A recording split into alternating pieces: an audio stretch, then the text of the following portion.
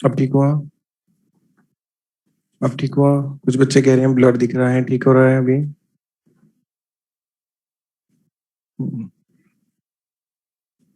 इससे ज्यादा सही नहीं हो सकता, मैंने कोशिश करके देख ली। सॉरी, आपको हुई असुविधा के लिए हमें खेद है। हाँ तो भाई सेटिंग करके देख ली ना मैंने, इससे ज्यादा क्लियर नहीं हो रहा है।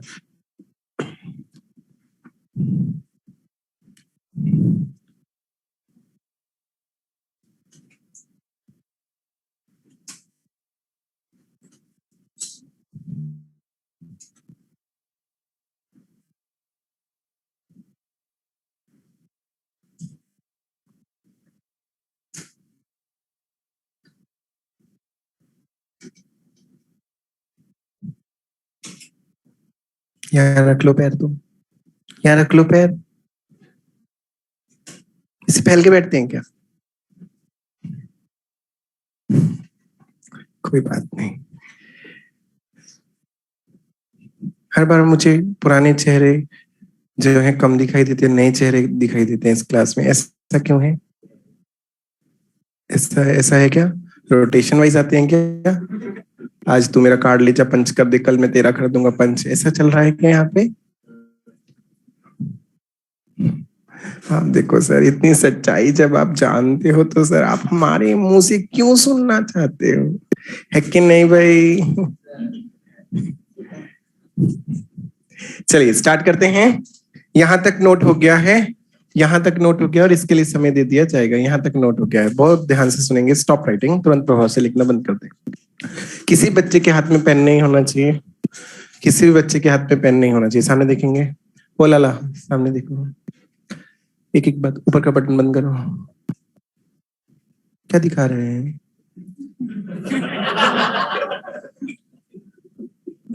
तरीके से बैठे, क्लास में आए हैं, अरे है कि नहीं? चलिए एक एक बात ध्यान से सुनेंगे। हम पढ़ रहे थे डाइजेस्टिव सिस्टम, जिसको पढ़ना तय हुआ था स्ट्रक्चर और फंक्शन की। स्ट्रक्चर में हमने कहा था माउस से लेके एनस तक एक एक पार्ट को स्टडी करेंगे। तो पहले हमने सबसे पहले माउस स्टडी किया, फिर बक्कल कैविटी स्टडी किया। बक्कल कैविटी की स्ट्रक्चर के साथ हमें उसकी ग्लैंड, सलाइवरी ग्लैंड पढ़नी थी, वो पढ़ी। और अब उसका जूस पढ़ना है, दैट इज सलाइवा। पिछली बार मैंने तुम्हें ओवरव्यू दिया था 5 जूसेस का, बताया था किसमें कौन से कैडर का एंजाइम है। अरे यस और नो?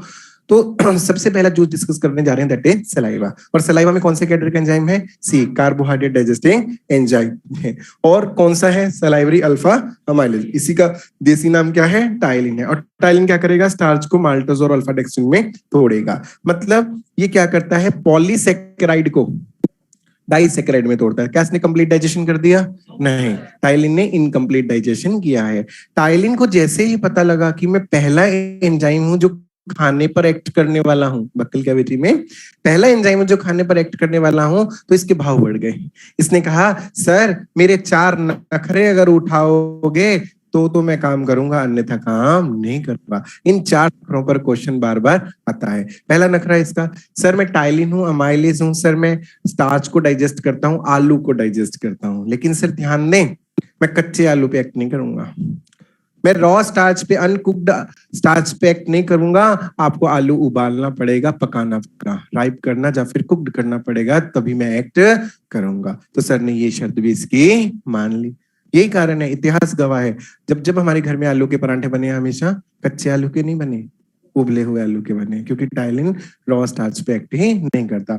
सर मैं आपके स्टार्च को बचा रहा हूँ, स्टार्च माना आलू, आलू माना आलू के परांठे। सर आप तो भर भर के खाओगे, आपको पता लगा टाइलिन ने संभाल लेगा। कोई संभालने वाला नहीं हूं मैं। सर आप जितने परांठे खाओगे उसमें से सिर्फ 30% पे एक्ट करूंगा। कितना पे?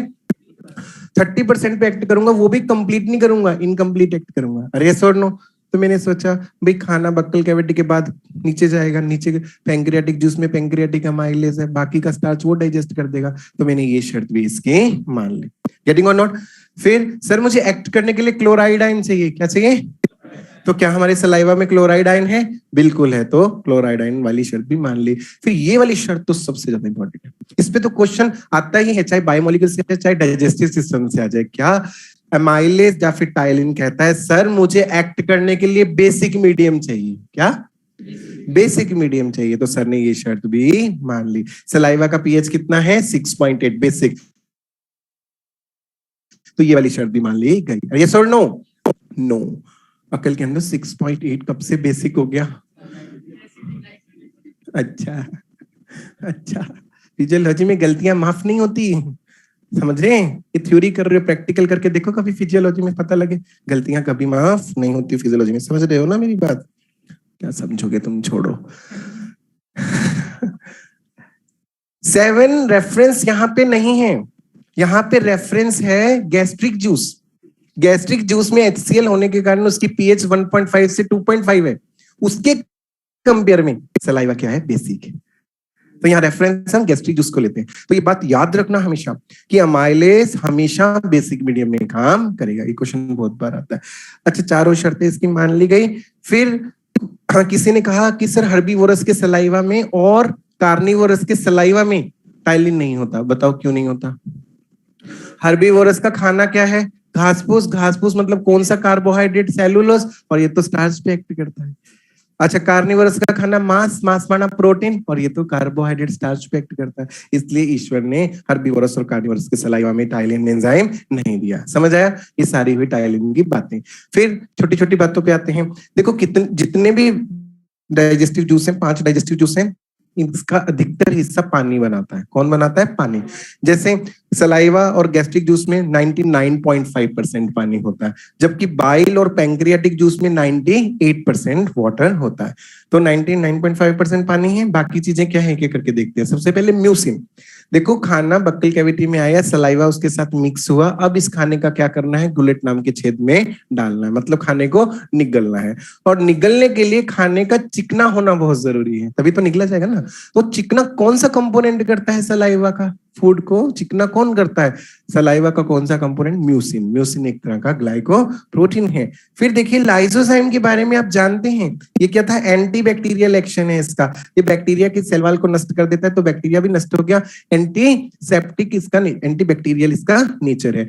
यही काम जो एंजाइम कर रहा है, यही काम ये सॉल्ट भी करता है, थायोसाइनाइड भी करता है। तो दोनों का काम क्या है? एंटीबैक्टीरियल काम है, इसीलिए हमारा सलाइवा एंटीसेप्टिक भी होता है। फिर आपको पता है सिक्रेटरी एंटीबॉडी IgA माँ के दूध में, कोलेस्ट्रॉल में, फर्स्ट मिल्क में भी ये थी, उसी तरह ये सलाइवा में भी होती है। फिर इसके अंदर ये वाले आयंस हैं, जबकि ये वाला आयन क्लोराइड आयन बहुत इंपॉर्टेंट है। फिर ये क्वेश्चन एक्सक्रीटरी सिस्टम का बहुत इंपॉर्टेंट क्वेश्चन है। एक्सक्रीटरी सिस्टम से आता है क्या कि कौन कौन से नाइट्रोजनस वेस्ट को सलाइवा स्मॉल अमाउंट में एक्सक्रीट करता है? कौन कौन से नाइट्रोजनस वेस्ट को? यूरिया और यूरिक एसिड को बहुत ही स्मॉल अमाउंट में हमारा सलाइवा एक्सक्रीट करता है। फिर मैंने कल बताया था आपको सिंपैथेटिक फाइबर के बारे में, याद आया? सिंपैथेटिक फाइबर क्या करवाते हैं? सलाइवेशन। 9th और 7th क्रेनियल नर्व बताई थी ना। अच्छा, ये जो क्वेश्चन है ये अलग अलग स्टेट PMT में पूछा जा चुका है। इस क्वेश्चन को देखते हैं। ये क्वेश्चन क्या है? यूपी बिहार PMT में बहुत आता था। सिट्रस जूस, खट्टे फलों के रस, नींबू पानी, मौसमी का रस, संतरे का रस जो होते हैं, ये रस पैरासिम्पैथेटिक सिस्टम को स्टिमुलेट करके सलाइवेशन करवाते हैं। एक बात समझ आई यहाँ तक? लेकिन सर ये नहीं समझ आया, सिट्रस जूस ठीक है सलाइवेशन करवा रही है, वहीं पर सिट्रस जूस टाइलिन की एक्टिविटी को क्यों कम कर रहे हैं? कोई बताना चाहेगा? Very good, very good. क्योंकि citrus juice are highly acidic, और एमाइलेज किसमें, टाइलिन किसमें काम करता है? बेसिक मीडियम में काम करता है। इसलिए सलाइवेशन तो बढ़ेगा लेकिन टाइलिन की एक्टिविटी कम हो जाएगी। और एक दिन में सलाइवा कितना बनता है? 1 से 1.5 लीटर पर डे बनता है। गेटिंग और नॉट? तो ये हुआ हमारा बक्कल कैविटी कंप्लीट। हमने बक्कल कैविटी की स्ट्रक्चर पढ़ी, सलाइवरी ग्लैंड, एसोसिएटेड ग्लैंड पढ़ी, और उसका जो सलाइवा पढ़ा। बक्कल कैविटी के बाद नेक्स्ट स्ट्रक्चर क्या है? इसोफेगस, क्योंकि सर ने इसोफेगस लिखा है और तुमने कॉमन सेंस लगाई। इसोफेगस, तुम्हारा गला कहाँ गया? गला कहाँ गया? फेरिंग्स कहाँ गया? बताओ। तुम्हारी इसोफेगस डायरेक्ट जुड़ी है क्या बक्कल कैविटी के साथ? अरे थोड़ा तो दिमाग लगाओ। फेरिंग्स, नेक्स्ट स्ट्रक्चर क्या है? फेरिंग्स। फेरिंग्स हेडिंग क्यों नहीं डाले? क्योंकि सर फेरिंग्स पढ़ा चुके हैं, 3 पॉइंट पढ़ाए थे, डिवीजन ऑफ फेरिंग्स, टॉन्सिल्स और स्वेलोइंग रिफ्लेक्स। फेरिंग्स के बाद नेक्स्ट स्ट्रक्चर क्या है? इसोफेगस। अब हमें फेरिंग्स को मतलब गले को गले को जोड़ना है स्टमक से, तो हमें एक ट्यूब चाहिए। उस ट्यूब का नाम क्या है? इसोफेगस। इसका मतलब इसोफेगस गले को स्टमक से जोड़ रही है, तो इसोफेगस को नेक से, थोरेसिक कैविटी से, और फिर यहाँ पर डायाफ्राम को भेद करके एब्डोमिनल कैविटी में जाना पड़ेगा। अरे यस और नो? अगर हमारी इसोफेगस नेक को क्रॉस कर रही है, इसका मतलब जिस जानवर का नेक जितना लंबा होगा उसकी इसोफेगस उतनी लंबी होगी, तो लंबीएस्ट इसोफेगस जिराफ। तो इसोफेगस की लेंथ डिपेंड करती है नेक के लेंथ पर। फिर इसोफेगस ने जहां डायाफ्राम में छेद किया, उस छेद को बोलते हैं हियाटस। क्या बोलते हैं? ये तो थी बकवास भरी बातें। अब सुनो इंपॉर्टेंट बात, ट्रू और फॉल्स में आंसर देना। इसोफेगस में ग्लैंड नहीं होती। आंसर इज अक्ल की अंधो, म्यूकस ग्लैंड क्या ग्लैंड नहीं है? जरा सा क्वेश्चन फैमिलियर देखा, लाट टपकाने लग जाते हो। इसोफेगस का लाइंड किससे है? म्यूकोजा से। म्यूकोजा गीली क्यों है? क्योंकि उसमें म्यूकस ग्लैंड है। तो म्यूकस ग्लैंड ग्लैंड नहीं है क्या? है। तो इसोफेगस में ग्लैंड है। इसोफेगस में डाइजेस्टिव ग्लैंड नहीं होती। ट्रू और false? True. Getting not? Oesophagus में डाइजेस्टिव ग्लैंड नहीं होती, इसका मतलब इसोफेगस में डाइजेशन भी नहीं। इसका मतलब इसोफेगस में डाइजेशन भी। फिर तुम्हें कहूंगा अकल के अंधो, खाना ऊपर से आ रहा है, अपने साथ सलाइवा नहीं ला सकता, टाइलिन नहीं ला सकता, तो वो डाइजेशन नहीं करवा सकता। अरे मेरी बात समझो, नो डाइजेस्टिव ग्लैंड। एक बात ठीक है, लेकिन खाना ऊपर से आ रहा है, अपने साथ सलाइवा ला रहा है, टाइलिन ला रहा है, तो वो तो काम कर सकता है यहाँ पे। और इसोफेगस ने मीडियम भी चेंज नहीं किया, तो इसोफेगस में डाइजेस्टिव ग्लैंड नहीं है, लेकिन फिर भी इसोफेगस में डाइजेशन हो रहा है, लेकिन उस डाइजेशन में इसोफेगस का कोई रोल नहीं। समझ आया? अच्छा, टाइलिन कब तक एक्ट करेगा? जब तक खाना स्टमक में नहीं आ जाता। स्टमक में इसका वेलकम कौन करेगा? HCl। HCl क्या कहेगा? अब बस भाई साहब देखो मोहल्ला कौन सा एसिडिक मोहल्ला, अब तुम काम नहीं कर सकते। अरे सर नो, ये हुआ इसोफेगस। इसोफेगस के बाद नेक्स्ट स्ट्रक्चर क्या पढ़ना है? स्टमक। लेकिन मैंने टॉपिक को यहीं पर रोक दिया, बीच में रोककर मैं मिसलेनियस टॉपिक पढ़ा रहा हूँ। देखो कभी कभी मैं सीक्वेंस को रोक दिया करूंगा और बीच में कुछ मिसलेनियस टॉपिक पढ़ाया करूंगा, तो उसमें से एक मिसलेनियस टॉपिक पढ़ाने जा रहा हूँ, हिस्टोलॉजी ऑफ एलिमेंट्री कैनाल। ये वो टॉपिक है, बच्चे 2 साल काउंटर पे घूमते रहते हैं, सर बताओ ना इसके टॉपिक का क्या करना है, सर इतना टफ है, सर समझ ही नहीं आ रहा, रिवीजन में भी सिर्फ 1.5 से 2 घंटा लग रहा है, बताओ ना क्या करना है। और मेरे पढ़ाए हुए बच्चों से पूछ लो, हिस्टोलॉजी ऑफ एलिमेंट्री कैनाल बताओ, वो बच्चे बोलते हैं दिस दिस और माँ। सामने वाला पागल समझते, क्या हो गया तुम्हें? लेस देन 3 सेकंड में हम इस टॉपिक को रिवाइज करें। दिस दिस एंड माँ। जितने भी टफ टॉपिक है मेरी क्लास में, कार्डियक साइकिल, जितने भी टफ टॉपिक है, जैसे histology of alimentary canal, transport of oxygen, हम इतना इजी कर देंगे उनको, इतना इजी कर देंगे कि लास्ट में मैं पूरा टॉपिक कटवा के तुम्हें ऐसी ट्रिक्स बताऊंगा जिससे वो टॉपिक लेस देन 3 सेकंड में रिवाइज हो जाएगा। सर आप लेस देन 3 सेकंड बोल रहे हो? हाँ मुझे पता है मैं क्या बोल रहा हूँ। इतना इजी कर देंगे कि उस टॉपिक को देने वाला साइंटिस्ट अगर जिंदा होता तो वह वापिस मर जाता। कि मैंने इतनी मेहनत से ये टॉपिक बनाया और एमडी तो ने दिस करके खत्म कर दिया। तो ठीक है, लेकिन तुम्हें बहुत ही ध्यान से टॉपिक को सुनना पड़ेगा। आज हम इस टॉपिक को ध्यान से सुनेंगे और आज जाके मॉड्यूल से पढ़ेंगे, फ्यूचर में हम कभी भी इस टॉपिक को नहीं पढ़ेंगे, हमेशा हम इस ट्रिक से रिवाइज किया करेंगे। ये टॉपिक क्या है सर, ये तो बताओ, सुनेंगे इसे। सर आपने फर्स्ट क्लास में कहा था एलिमेंट्री कैनाल कैनाल जैसी है। हाँ सर कहा था, लेकिन ये कैनाल वास्तव में कैनाल बनी कहां से? इसोफेगस से। ऊपर तो सब खुला खुला था, रेस्पिरेटरी सिस्टम, डाइजेस्टिव सिस्टम सब मिक्स हो रहा था। ये कैनाल, ये ट्यूब जैसी बनी कहां से? इसोफेगस से। और एक बार बनने के बाद कहीं टूटी नहीं, कंटिन्यूटी मेंटेन किसने? Oesophagus, stomach, small intestine, large intestine, फिर रेक्टम, एनल कैनाल। अरे है कि नहीं? तो सर ये जो कैनाल है, आप बताओ इसकी दीवार किससे बनी है? ये एलिमेंट्री कैनाल की दीवार किससे बनी है? दीवार की स्टडी करने के लिए सबसे अच्छा तरीका है कट सेक्शन ले लो। अरे सर नो, कट सेक्शन लेकर कहीं से भी ले लो कट सेक्शन, और उससे हम इसकी दीवार की स्टडी कर लेंगे। अरे यस और नो? तो हेडिंग क्या होनी चाहिए? Study of wall of alimentary canal. लेकिन सिर्फ स्टडी ऑफ वॉल कर रहे हो, वॉल तो टिश्यू से ही बनी होगी ना, तो इनडायरेक्टली आप टिश्यू की स्टडी कर रहे हो ना। समझ आया? तो मैंने हेडिंग घुमा के डाली histology of alimentary canal. Indirectly हम कर क्या रहे हैं? Study of wall of alimentary canal. Yes और नो? जब मैंने एलिमेंट्री कैनाल का कट सेक्शन लिया, लेट्स सपोज इसोफेगस से लिया, तो मुझे पता लगा कि एलिमेंट्री कैनाल की दीवार 4 लेयर से बनी है। कितनी लेयर से? बीच में कैविटी दैट इज ल्यूमेन, और फिर देखिए लेयर, सबसे अंदर वाली लेयर कौन सी है? म्यूकोसा। फिर म्यूकोसा के नीचे वाली लेयर, नीचे को क्या बोलते हैं? सब। म्यूकोसा के बाहर वाली या फिर नीचे वाली लेयर? सब म्यूकोसा। फिर सब म्यूकोसा के बाहर वाली लेयर, और सबसे बाहर वाली लेयर। 4 लेयर से हमारे एलिमेंट्री कैनाल की दीवार बनी है। तो सर कहीं से भी कट सेक्शन ले ले तो हमेशा ही 4 लेयर मिलेंगी? बिल्कुल। आप स्टमक से कट सेक्शन लीजिए तब भी 4 लेयर, स्मॉल इंटेस्टाइन से लीजिए तब भी 4 लेयर, लार्ज से लीजिए 4 लेयर, रेक्टम से लीजिए, एनल कैनाल से लीजिए 4 लेयर। सर कहीं कुछ तो अंतर होना चाहिए, मतलब 4 लेयर ठीक है सभी जगह मिलेंगी, कुछ तो अंतर होना चाहिए। मतलब सर स्टमक की दीवार इसोफेगस की दीवार से थोड़ी सी तो भिन्न होनी चाहिए, स्मॉल इंटेस्टाइन की दीवार स्टमक की दीवार से कुछ तो भिन्न होनी चाहिए। तो मुझे लगा, मैंने कहा मुझे नहीं लगता कि दीवारों में भिन्नता होगी। नहीं सर थोड़ा सा डिफरेंस तो होगा 19-21 का। तो मैंने कहा देख लेते हैं, वैसे मुझे लगता नहीं कि डिफरेंस होगा। तो मैंने इस चीज को देखने के लिए कि इनका आपस में डिफरेंस है कि नहीं, डिफरेंट कट सेक्शंस का एट डिफरेंट लेवल्स, तो मैंने क्या किया? हैप्पी बर्थडे समझते हैं? ऐसे केक काटा, ये कट सेक्शन लिया था और ऐसा केक का पीस काटा, ऐसे काटते हैं ना केक का पीस। तो मैंने ये केक का टुकड़ा कहां से लिया? किसकी दीवार से? इसोफेगस की दीवार से लिया, और ये टुकड़ा यहां से लेके यहां रख दिया। देख पा रहे हैं आप?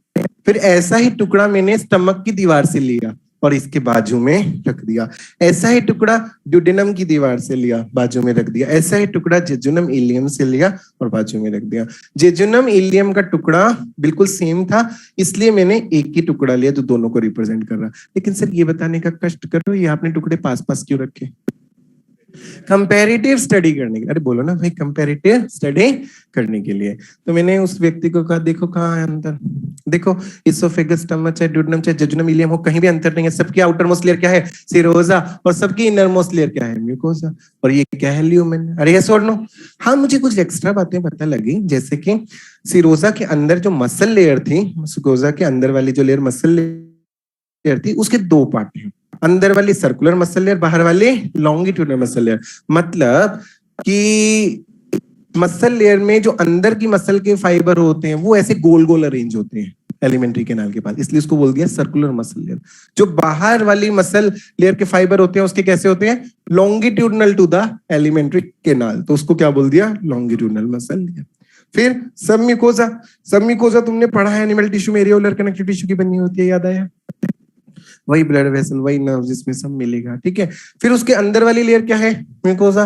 हाँ मुझे ये पता लगा कि म्यूकोजा के भी 3 पार्ट हम कर सकते हैं। कैसे? सबसे अंदर वाली लेयर म्यूकोजल एपिथेलियम, लाइन कौन करेगा? एपिथेलियम। और एपिथेलियम के नीचे क्या होता है? Connective tissue. और मोस्टली कौन सा कनेक्टिव टिश्यू होता है एपिथेलियम के नीचे? Areolar connective tissue.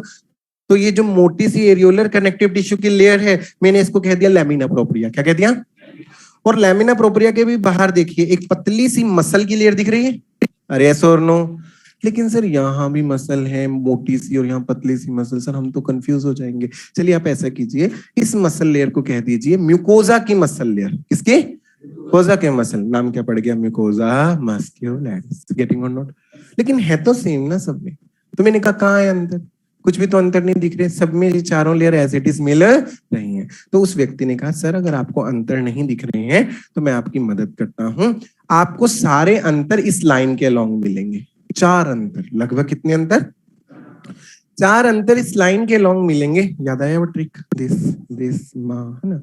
एक अंतर सर आपको यहाँ मिलेगा, एक अंतर यहाँ मिलेगा, एक अंतर यहाँ मिलेगा और एक अंतर यहाँ मिलेगा। 4 अंतर हो गए। सबसे पहले यहाँ कहाँ हूं मैं? लोकेशन बताओ मेरी। इसोफेगस के आउटर मोस्ट लेयर पे हूँ। सर यहाँ क्या अंतर है? बहुत ध्यान से सुनना, बहुत कंसेप्ट क्लियर करूंगा तुम्हारे, बहुत ध्यान से एक एक शब्द सुनना। सर यहाँ अंतर क्या मिलेगा? इसोफेगस की आउटर मोस्ट लेयर सीरोजा नहीं होती। याद करो एनिमल टिश्यू ट्यूनिका एडवेंटिशिया होती है। याद आया? Tunica adventitia. तुमने व्हाइट फाइब्रस कनेक्टिव टिश्यू की शीट में उदाहरण पढ़ी थी इसकी। अरे यस और नो? तो ट्यूनिका एडवेंटिशिया वास्तव में क्या है? व्हाइट फाइब्रस कनेक्टिव टिश्यू की शीट है। तो उस इसोफेगस में ये लेयर होती है, सीरोसा नहीं होती, बाकी सबकी outer most layer serosa. Sir आप ये भाड़ में जाने दो ट्यूनिका एडवेंटिशिया, हमें तो आपकी ये सीरोसा ही हजम नहीं आ रही और आप ट्यूनिका एडवेंटिशिया की बात कर रहे हो। आप तो यही झूठ बोल रहे हो सर। एलिमेंट्री कैनाल की आउटर मोस्ट लेयर सीरोसा हो ही नहीं सकती। क्यों नहीं हो सकती? देखो बच्चे क्या बुद्धि लगाते हैं, सुनना। क्यों नहीं हो सकती? क्योंकि सर हमें एनुअल टिश्यू वाले सर ने कहा था कि ये जो बॉडी कैविटी है ना, इसको लाइन कौन करता है? सिंपल स्क्वाइमस एपिथेलियम, जिसको क्या कहते हैं? मेसोथेलियम। और पेट के मेसोथेलियम को पेरिटोनियम, लंग्स के आजू बाजू के मेसोथेलियम को प्लूरा, और हार्ट के आजू बाजू के मेसोथेलियम को पेरिकार्ड। तो सर स्टमक यहाँ एब्डोमिनल कैविटी में देखो, ये जो मेसोथेलियम है इसको पेरिटोनियम कहा, और इस पेरिटोनियम की सर दो लेयर होती हैं, याद आई? एक तो बॉडी वॉल के पास पेराइटल पेरिटोनियम और ऑर्गन के पास विसरल पेरिटोनियम। तो सर आप देखिए ध्यान से, स्टमक की आउटर मोस्ट लेयर, इंटेस्टाइन की आउटर मोस्ट लेयर क्या हो गई? Visceral peritoneum. चलो ठीक है, मैं थोड़ा और अपडेट करता हूं तुम्हें। Visceral peritoneum is simple स्क्वाइमस epithelium. Epithelium के जस्ट नीचे क्या होगा? Connective tissue. और यहाँ पर कौन सा कनेक्टिव टिश्यू होता है? व्हाइट फाइब्रस कनेक्टिव टिश्यू की शीट। अरे यस और नो? इन दोनों को मिला के ही कहते हैं सीरोसा। समझ आया? तो serosa is white fibrous connective tissue plus visceral peritoneum. तो सिर्फ ट्यूनिका एडवेंटिशिया में विसरल पेरिटोनियम कहां गया? अकेला व्हाइट फाइब्रस कनेक्टिव टिश्यू कैसे रह गया? क्योंकि थोरेसिक कैविटी का जो मेसोथेलियम था, बहुत ध्यान से सुनना, वो सारा किसने हड़प लिया? लंग्स ने हड़प लिया, हार्ट ने हड़प लिया, इसने प्लूरा बना लिया, इसने पेरिकार्डियम बना लिया, और इसोफेगस को और ट्रैकिया को तो मिला ही नहीं वो मेसोथेलियम। याद आया? समझ आया? इसलिए इसोफेगस और ट्रैकिया में मेसोथेलियम नहीं होता, simple स्क्वाइमस epithelium outer most layer में नहीं होता। सिर्फ और सिर्फ क्या बचती है यहाँ पर? White fibrous connective tissue. इसलिए हमने उसको क्या दिया? Tunica adventitia. समझ आया? आगे चलते हैं। पहला अंतर यहाँ, दूसरा अंतर यहाँ मिलेगा। कहाँ हूं मैं? लोकेशन बताइए। स्टमक में हूं मैं। स्टमक में एक एक्स्ट्रा मसल लेयर मिल रही है, that is oblique muscle layer. क्यों सर? सर्कुलर लॉन्गिट्यूडनल मसल के स्टमक को कम पड़ेगी, ठीक है, एक एक्स्ट्रा मसल लेयर है। अच्छा, मसल का काम क्या होता है? हिलना डुलना। स्टमक में एक्स्ट्रा मसल दिए आपने, क्या सर स्टमक को एक्स्ट्रा हिलना डुलना है? बिल्कुल बिल्कुल, क्योंकि स्टमक ग्राइंडर है बॉडी का, मिक्सचर है बॉडी का, इसे खाने को कूट कूट के कीमा बनाना है, तो ज्यादा हिलना डुलना पड़ेगा, इसलिए ज्यादा मसल चाहिए। इसलिए ईश्वर ने सर्कुलर मसल से भी आगे क्या दे दी? Oblique muscle. समझ आया? तीसरा अंतर यहां मिलेगा। कहाँ हूं मैं? सबम्यूकोजा ऑफ ड्यूडेनम में। सबम्यूकोजा ऑफ ड्यूडेनम में एक एक्स्ट्रा कुछ ग्लैंड्स दिख रही हैं। इन ग्लैंड्स का नाम देखते हैं, इनसे पूछते हैं तुम कौन हो? तो उन्होंने कहा सर हम ड्यूडेनम में, इसलिए लोग हमें ड्यूडेनल ग्लैंड बोल देते हैं। सर हम सबम्यूकोजा ऑफ ड्यूडेनम में हैं, इसलिए हमें सबम्यूकोजल ग्लैंड बोल देते हैं। लेकिन ये तो लोकेशन वाचक नाम हो गए, ड्यूडेनल ग्लैंड, सबम्यूकोजल ग्लैंड, तो लोकेशन वाचक नाम हो गए। तुम्हारा असली नाम क्या है? ब्रूनर। बहुत इंपॉर्टेंट है, बहुत ज्यादा इंपॉर्टेंट। क्यों? क्योंकि ब्रूनर ग्लैंड डाइजेस्टिव ग्लैंड है। ब्रूनर ग्लैंड क्या है? और जैसे ही बच्चों को पता लगा ब्रूनर ग्लैंड डाइजेस्टिव ग्लैंड है, तुरंत बच्चों ने इससे क्वेश्चन कर दिया, सर ये डाइजेस्टिव ग्लैंड है, इसका मतलब इसके जूस में डाइजेस्टिव एंजाइम है। चलो सर इससे पूछते हैं कौन सा एंजाइम है तुम्हारे जूस में? सी कैटेगरी का, पी कैटेगरी का, एफ कैटेगरी का, क्या एन कैटेगरी का? तो इसने चुपके से सर को कहा कान में, सर मैं बाइल की बहन हूं, मैं बाइल की बहन हूं। समझ गए? मतलब ये भी नालायक है। सर मेरे जूस में कोई भी एंजाइम नहीं, तुझे शर्म आनी चाहिए। डाइजेस्टिव ग्लैंड कहलाते, तुझे शर्म आनी चाहिए। सर बाइल को आई थी, उसका तो बाप डाइजेस्टिव ग्लैंड का भी बाप था, उसको आई थी। अरे बाइल का क्यों कंपेयर कर रही हो तुम? बाइल में तो बाइल सॉल्ट थे, वो बहुत इंपॉर्टेंट काम कर रहे थे, तुम क्या कर रही हो? अरे सर मैं भी बहुत इंपॉर्टेंट काम कर रही हूँ सर, मैं अल्केलाइन फ्लूइड बना रही हूँ। क्या बना रही हूँ? मैंने कहा अल्केलाइन फ्लूइड माने क्या? नींबू पानी हो तो मैं भी बना सकता हूँ। सर मेरा नींबू पानी बहुत काम का है। अच्छा सर मैं हूं कहाँ? मैंने कहा सबम्यूकोजा ऑफ ड्यूडेनम में। सर मेरा नींबू पानी जा कहाँ रहा है? मैंने कहा ड्यूडेनम के ल्यूमेन में जा रहा है। सर मेरे से पहले कौन है? मैंने कहा स्टमक है। सर स्टमक में कौन सी ग्लैंड होती है? मैंने कहा गैस्ट्रिक ग्लैंड होती है। सर गैस्ट्रिक ग्लैंड क्या सीक्रेट करती है? मैंने कहा गैस्ट्रिक जूस। सर उसमें क्या होता है? मैंने कहा HCl। सर आपका जो खाना आएगा वो HCl से मिक्स होकर एसिडिक हो जाएगा, वो खाना ड्यूडेनम के बाद कहाँ जाएगा? सॉरी स्टमक के बाद कहाँ जाएगा? ड्यूडेनम में। सर वो एसिडिक खाना आपकी ड्यूडेनम को जला नहीं देगा। अब बताओ सर, क्या मेरा नींबू पानी काम का है कि नहीं? सर मैं अपने नींबू पानी से उस HCl को न्यूट्रलाइज करके आपकी ड्यूडेनम को जलने से बचा लूंगी, न्यूट्रलाइजेशन।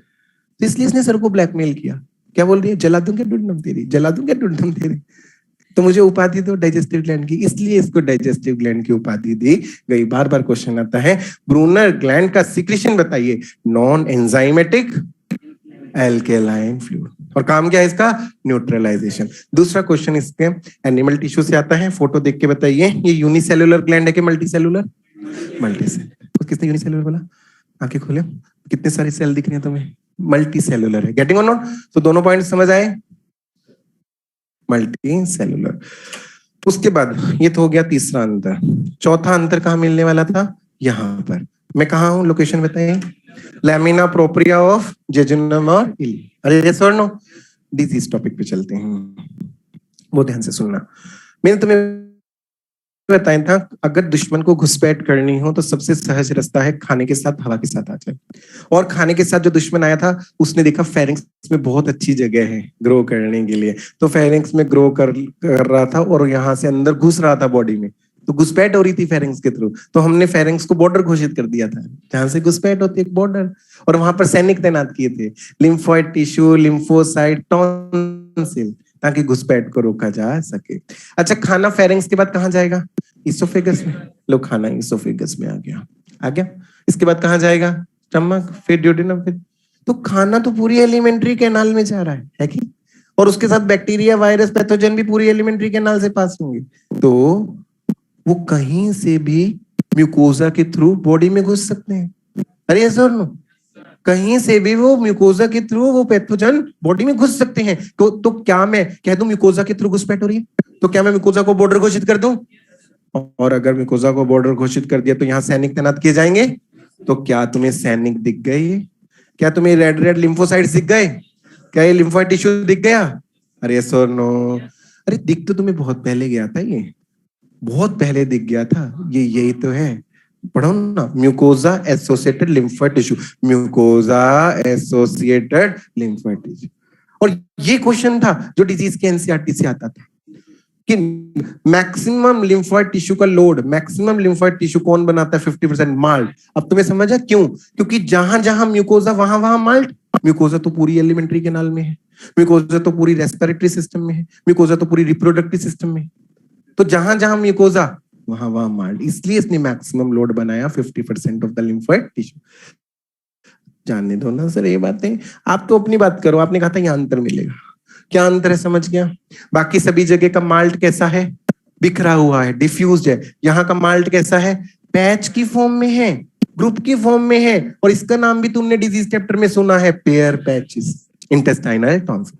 ये भी माल्ट है, हाँ ये भी माल्ट है, लेकिन कहाँ का? जेजुनम इलियम का। और ये कैसा है? पैचेस की फॉर्म में, ग्रुप में। तो चौथा अंतर समझ आया? अरे सर नो? तो मैंने कहा हाँ भाई अंतर तो है, 4 अंतर तो है। चलिए बताएंगे यहाँ क्या है? यहाँ क्या है? इसोफेगस में ट्यूनिका एडवेंटिशिया है, सिरोजा नहीं है। यहाँ एक्स्ट्रा मसल, ऑब्लिक मसल, यहाँ ब्रूनर्स गैलांड, और यहाँ पर पेयर्स पैचेस। अब इसको छोड़ दो, इमेजिन करो इस लाइन को। यहाँ क्या था? एक शब्द में बताओ। Tunica adventitia, oblique muscle, Brunner's gland, pair patches, या फिर इंटेस्टाइनल टॉन्सिल। रिवाइज हो रहा है? तो 4 अंतर यहाँ है और 3 अंतर इस लाइन के अलॉन्ग है। ये लाइन किसको क्रॉस कर रही है? म्यूकोजा को। अरे सुनो, तो 3 अंतर म्यूकोजा में मिलते हैं। कौन कौन से देखते हैं? पहला तो एनिमल टिश्यू वाला, टाइप ऑफ एपिथेलियम। अरे सुनो, दूसरा फोल्ड का अंतर है, म्यूकोजा के फोल्ड का। तीसरा डाइजेस्टिव ग्लैंड का अंतर है। एक एक करके देखते हैं। याद करो, एपिथेलियम, इसोफेगस में लाइनिंग करने वाला एपिथेलियम कौन सा होता है? Animal tissue. Stratified squamous epithelium, non keratinised. याद आया? तो दिख रहा है स्ट्रेटिफाइड एपिथेलियम। तो स्ट्रेटिफाइड मतलब कंपाउंड एपिथेलियम है, तो इसोफेगस में कैसा एपिथेलियम है? Compound epithelium. जबकि स्टमक, ड्यूडेनम, जेजुनम, इलियम, बाकी के एलिमेंट्री कैनाल में कैसा एपिथेलियम था? Simple columnar.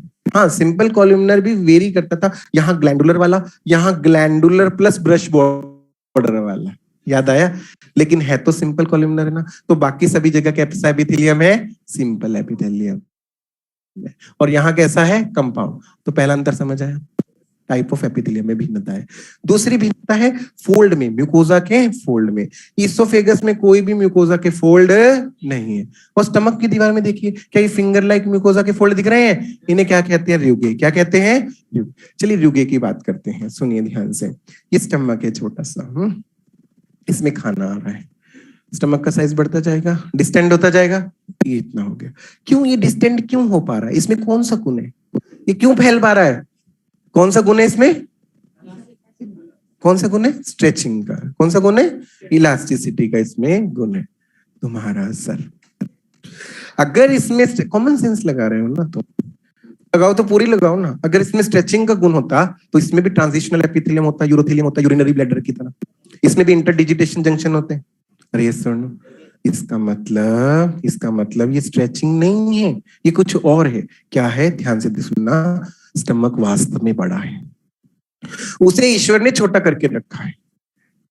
गेटिंग और नॉट? कि जब खाना आ जाए तो वो फैल जाए। तो किसी बड़ी चीज को तुम छोटा करके रखोगे, उसकी दीवार में फोल्ड पड़ेंगे कि नहीं? अब समझे र्यूगे क्या है? तो बताओ ये टेम्परेरी है कि परमानेंट है? क्योंकि खाना आएगा, ये डिस्टेंड हो जाएंगे, फोल्ड गायब हो जाएंगे, तो र्यूगे टेम्परेरी फोल्ड है। तो यहाँ फोल्ड नहीं है, यहाँ टेम्परेरी फोल्ड र्यूगे है। और यहाँ फोल्ड है, इन्हें क्या कहते हैं? विल्लाई। ये कोनिकल फोल्ड विल्लाई है, क्योंकि इसको सिर्फ डाइजेशन नहीं एब्जॉर्प्शन भी करवाना था। तो सरफेस एरिया बढ़ाने के लिए ईश्वर ने क्या दिए थे? विल्लाई।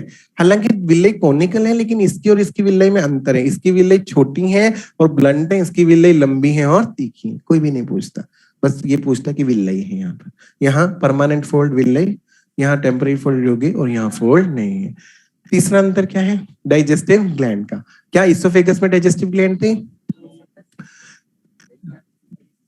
पानी पियो। किसने बोला? यस सर, पानी पिए थोड़ा, कभी कभी होता है। चलिए, ये क्या? स्टमक की दीवार में कौन सी डाइजेस्टिव ग्लैंड थी? Gastric gland. और याद करो, इंटेस्टाइन की दीवार में कौन सी डाइजेस्टिव ग्लैंड थी? याद करो, इंटेस्टाइनल ग्लैंड। ये मटके जैसी दरारें दिख रही हैं, इसको लीबर कुन ने कहा था, लीबर कुन की दरारें, इंटेस्टाइनल ग्लैंड्स। यहां तक समझ आया? तीनों अंतर रिपीट कर रहा हूं। पहला टाइप ऑफ एपिथेलियम का, दूसरा फोल्ड का, तीसरा डाइजेस्टिव ग्लैंड्स का। तीन अंतर समझ आए? मैं तुम्हें ये इंटेस्टाइनल ग्लैंड के बारे में कुछ बताता हूँ, सुनिए। देखिए, ये इंटेस्टाइनल ग्लैंड है, क्रिप्ट ऑफ लिबरकुन है। ये विल्लाई के बीच में है, देख रहे हैं? विल्लाई के बीच में दरारों जैसी दिख रही है, दिख रही है? विल्लाई को लाइन करने वाला एपिथेलियम कौन सा है? Columnar epithelium. ये कॉलमनर एपिथेलियम विल्लाई को लाइन कर रहा है। तो ये क्रिप्ट को भी लाइन कर रहा होगा, इंटेस्टाइनल ग्लैंड को भी लाइन कर रहा होगा, कर रहा है। तो ये जरूर कुछ सिक्रीट भी कर रहा होगा इंटेस्टाइनल ग्लैंड में। अरे यस और नो? तो इंटेस्टाइनल ग्लैंड में एक सिक्रीशन किसका है? लाइनिंग वाले कॉलमनर एपिथेलियम का। दूसरा सिक्रीशन किसका है? इस सेल का। इस सेल को तुम एनिमल टिश्यू में पढ़ा था तुमने, इस सेल को, यूनिसेलुलर ग्लैंड। ये कौन है? Paneth cell. दो ही यूनिसेलुलर ग्लैंड थी एनिमल टिश्यू वाले सर ने बताया था, एक तो गॉबलेट सेल, म्यूकस सेल, और दूसरा पेनिस। तो आज मैं पेनिस सेल पढ़ा रहा हूं। यहां होता है पेनिस सेल, इंटेस्टाइनल ग्लैंड का पार्ट है, ये यहाँ खुलता है। और ये क्या सिक्रीट करता है? लाइजोजाइम। क्या? और डिफेंसिन नाम के प्रोटीन। तो क्या काम कर रहे हैं? डिफेंस का काम कर रहे हैं। अरे सुनो, लेकिन इसका सिक्रीशन जा तो इसी में रहा है ना, दूसरा सिक्रीशन आ गया। तीसरा सिक्रीशन किसका है इसमें? ये कौन है? ये कौन है? Brunner's gland. ब्रूनर्स ग्लैंड भी अपना सिक्रीशन उसी में डाल रही है। इसका मतलब तीन लोग अपना सिक्रीशन इंटेस्टाइनल ग्लैंड में डाल रहे हैं, lining columnar epithelium, Paneth cell और ब्रूनर ग्लैंड। और जब ये तीनों का सिक्रीशन मिक्स होके बाहर आएगा, वही क्या कहलाएगा? Intestinal juice. तो एनसीईआरटी की इस बात की पुष्टि हो गई कि intestinal juice consist of secretions of 3 elements. पहला लाइनिंग कॉलमनर एपिथेलियम, दूसरा पेनिस सेल का सिक्रीशन, तीसरा ब्रूनर्स ग्लैंड। गेटिंग और नॉट? किस किस बच्चे को ये बात समझ आ गई कि यहाँ का इंटेस्टाइनल जूस 3 लोगों ने बनाया है और यहाँ का 2 लोगों ने? समझ आया? क्योंकि यहाँ ब्रूनर ग्लैंड नहीं, कॉलमनर एपिथेलियम और पेनिस सेल बनाएंगे। समझ आया? तो इस तरह से हमने पढ़ा डिफरेंसेस, 7 डिफरेंस, 4 डिफरेंस इस लाइन के अलोंग और 3 डिफरेंस इस लाइन के अलोंग। अब माँ क्या है? माँ भी तो था ना, दिस एंड माँ। सर आपने ये मोटी मोटी मसल बताई, ये पतली सी मसल बताई, सर इन मसल का काम क्या है? चलो मैं बता देता हूँ। इस मोटी मसल का काम है, सर्कुलर लॉन्गिट्यूडनल मसल का काम है पेरिस्टालसिस। क्या? और इस मसल का काम है एस प्लस एस, ये पतली सी मसल है ना, इसका काम क्या है एस प्लस एस। एस मतलब सिक्रीशन, ये मसल इन ग्लैंड्स को पिचकाएगी, इन ग्लैंड्स को पिचकाए तभी तो सिक्रीशन निकलेगा बाहर। अरे यस और नो। और पहला एस है सिक्रीशन, दूसरा एस है सपोर्ट। किसको सपोर्ट? इतने बड़े बड़े पहाड़ लगे हैं ऊपर, इतने बड़े बड़े ऊपर पहाड़ लगे, उनको सपोर्ट करना पड़ेगा नहीं पड़े विल्लाई को, और जब खाना आएगा उसको फैलाना पड़ेगा विल्लाई को, और ryugi को भी सपोर्ट करना पड़ेगा। तो एस प्लस एस काम है इसका, ठीक है। ये मसल्स कोई भी काम कर रही हैं, चाहे एस प्लस एस चाहे पेरिस्टालसिस, इन मसल्स को कॉन्ट्रैक्ट रिलैक्स होना पड़े, और कॉन्ट्रैक्ट रिलैक्स होने के लिए सिग्नल चाहिए, और सिग्नल कौन देगा, और सिग्नल लेके कौन आएगा यहाँ तक, नर्व्स। तो सर आपने अभी तक एलिमेंट्री कैनाल में नर्व्स तो बताया ही नहीं कि नर्व्स होंगी सिग्नल लेके आएंगी मसल तक। अच्छा ये बताओ, इतनी मोटी मोटी मसल्स को हिलाने डुलाने के लिए, सिग्नल देने के लिए छोटी मोटी नर्व्स होंगी कि नर्व्स का जाल होगा? जाल होगा। और बायोलॉजी में नर्व्स के जाल को बोलते हैं प्लेक्सिस। क्या बोलते हैं? दो नर्व प्लेक्सिस है यहाँ पर। पहला नर्व प्लेक्स बना रहा हूं मैं, पहला नर्व प्लेक्सिस बना रहा हूँ। बताओ देख के फोटो, कौन कौन सी लेयर के बीच में है एलिमेंट्री कैनाल की? सब म्यूकोजा और सर्कुलर लेयर के बीच में, लेकिन स्टमक के केस में सब म्यूकोजा एंड ऑब्लिक मसल के बीच में।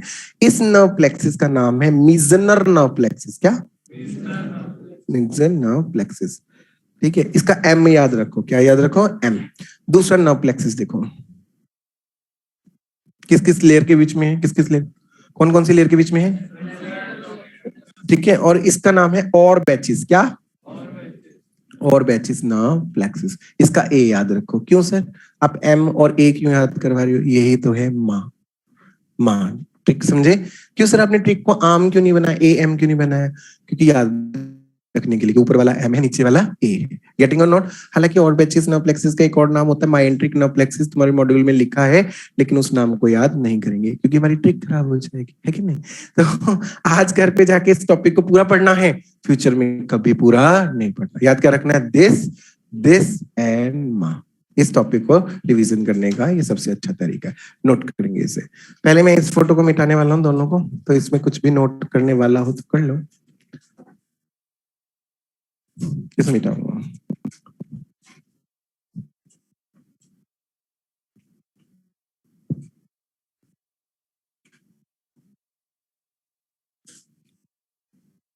पेनिस सेल के नीचे लिखा है मैंने लाइजोसोम, लाइजोजाइम और डिफेंस सिक्रेट करते हैं।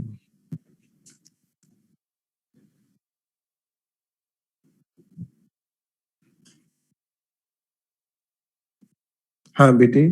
अच्छा, पेयर्स, पैचेस और इंटेस्टाइनल टॉन्सिल।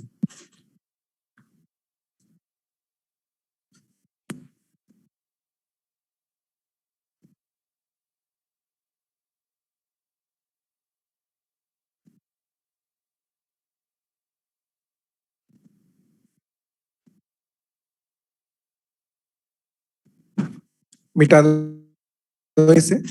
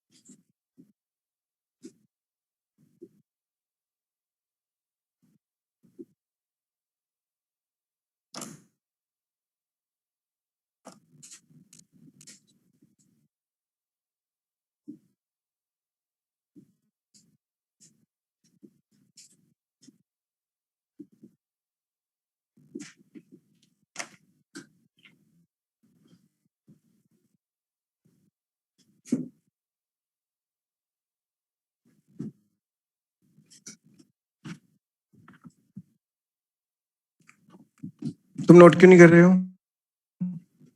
हाँ तुम पीछे हो, तुम नोट क्यों नहीं कर रहे हो? कॉपी दिखाओ ऐसे।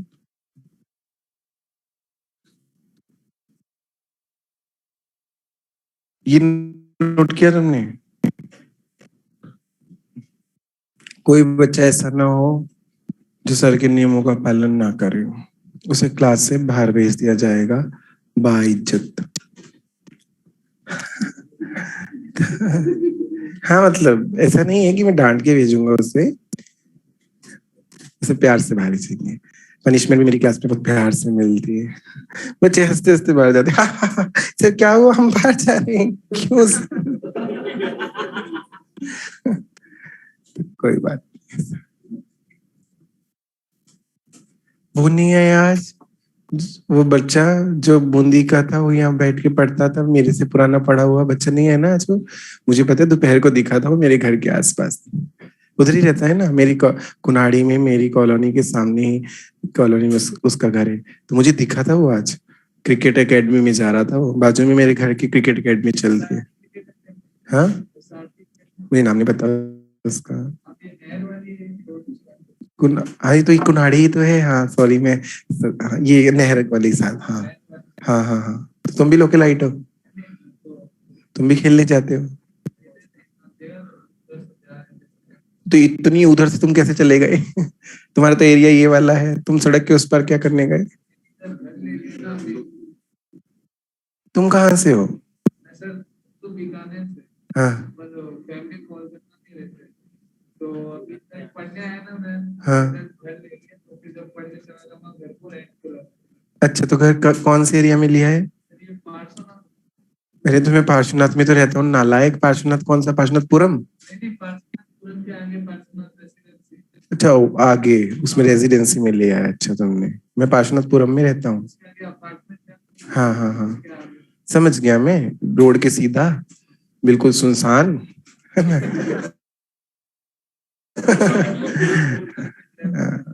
मैं समझ गया बेटे, उससे पहले ही हरियाली वाला एरिया मुड़ता है ना जो, वही मेरा घर है। हाँ उसके बाद जो है सब पूरा वीराना चालू हो जाता है कि नहीं? सब खाली खाली। अच्छा रेजिडेंसी में तुम रहते हो? रेजिडेंसी में तुम्हारे बहुत परिचित के लोग रहते हैं, तुम्हारी रिपोर्ट लेंगे। क्या नंबर, हाउस नंबर है तुम्हारा? भीतरी चल, वहाँ मिथिलेश सर भी रहते हैं केमिस्ट्री के। चलो मैं पूछता हूँ कि B3 वाला बच्चा पढ़ता है कि नहीं पढ़ता। घूमता रहता है क्या? यही मैं सोचूं, मैंने तुम्हें कहीं देखा है। तुम उधर से आते होगे ना, काहे पे आते हो तुम? पैदल आते हो? हाँ मैं वही सोच रहा हूँ, मैंने तुम्हें देखा है। ये ऐसे जंगली बाल मैंने कहीं देखे हैं। हाँ, आता हुआ। चलिए कितना बातों में लगा रहे हो तुम मुझे, नालायक को। स्टॉप राइटिंग सामने देखेंगे, स्टॉप राइटिंग नोट करते रहना। लास्ट लास्ट है ये, एक एक बात। हाँ लास्ट है, इसके बाद नहीं पढ़ाऊंगा। Stop writing.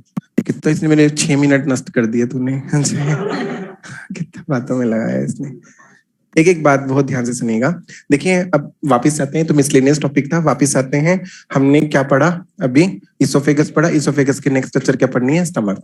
आप देखिए हम स्टमक पढ़ने के चक्कर में हम एब्डोमिनल कैविटी में आ गए हैं। और एब्डोमिनल कैविटी, बहुत ध्यान से सुनना, एब्डोमिनल कैविटी में हमारे मोस्टली डाइजेस्टिव ऑर्गन्स पड़े हैं। और सारे डाइजेस्टिव ऑर्गन कैसे हैं? बड़े बड़े हैं यहाँ पर। और बड़े डाइजेस्टिव ऑर्गन को पढ़ने का तरीका होता है सबसे पहले उसकी लोकेशन को डिस्कस करना। तो एक बात याद रखना, जब भी कभी पेज पे, बुक पे या फिर एग्जाम पेपर पे कोई भी बनी इस फिजियोलॉजी की फोटो बनी हो, तो हमेशा याद रखना उस फोटो का ये साइड राइट रहेगा, ये साइड लेफ्ट रहेगा। ये विधान है बायोलॉजी में। कभी भी पेपर पर, बोर्ड पर बनी हुई फोटो हो, ये नियम है, उसका ये साइड हमेशा राइट रहेगा, ये लेफ्ट रहेगा, अनलेस और अनटिल एग्जामिनर बदल दे कि मैं इसको लेफ्ट मान के चल रहा हूँ। अरे यस और नो? उसके बाद स्टमक की लोकेशन बताइए क्या है? In the abdominal cavity just below the diaphragm on left side. और ये खाली है जब, तो अंग्रेजी के लेटर जे जैसा दिखता है, क्योंकि जब ये भर जाएगा तब तो बेढंगा हो जाएगा। और सबसे बड़ी बात क्या है? Widest part of the alimentary canal है, सबसे चौड़ा हिस्सा। तो इसकी लोकेशन मैंने बता दी है। अब इसमें सबसे इंपॉर्टेंट स्ट्रक्चर क्या होती है? ये छेद, ये दो ओपनिंग, बहुत ध्यान से सुनिएगा। ये दो ओपनिंग, एक ये छेद इनलेट है और ये वाली ओपनिंग क्या है? आउटलेट है। ये इनलेट देखो, छोटे छेद को बायोलॉजी में फोरामिना बोलते हैं, बताया था मैंने, जबकि बड़े छेद को ओरिफिस बोलते हैं। क्या? ओरिफिस। इस छेद का नाम है गैस्ट्रो इसोफेगियल ओरिफिस, क्योंकि ये स्टमक और इसोफेगस के बीच में है, गैस्ट्रो इसोफेगियल ओरिफिस। और ये छेद देखिए है कहाँ, ये डायाफ्राम, इसके जस्ट ऊपर क्या है? हार्ट है। तो ये छेद वाला ये पूरा रीजन, ये रीजन हार्ट के पास होने के कारण इस पूरे रीजन को कहते हैं कार्डिया। क्या कहते हैं? कार्डिया। तो ये छेद को मैं कार्डियक ओरिफिस भी कह सकता हूं। क्या? कार्डियक ओरिफिस, या तो कार्डियक ओरिफिस या फिर गैस्ट्रोइसोफेगियल ओरिफिस। और इस ओरिफिस को कहते हैं पाइलोरिक ओरिफिस। क्या कहते हैं? Pyloric orifice. समझ आया? लेकिन इंपॉर्टेंट बात ये है, ये छेद खुले नहीं रहते, आमतौर पर बंद रहते हैं। जब खाना आएगा तब ये छेद खुलेगा, जब खाना जाएगा तब ये छेद खुलेगा। लेकिन सर ये छेदों पर, ये ओपनिंग्स पर दरवाजे किसने लगाए, किसने इनको बंद किया? तो बायोलॉजी में दो तरह के दरवाजे होते हैं, बहुत ध्यान से सुनिएगा। बायोलॉजी में दो तरह के दरवाजे होते हैं, एक दरवाजे को बोलते हैं स्फिंक्टर और दूसरे तरह के दरवाजे होते हैं वॉल्व।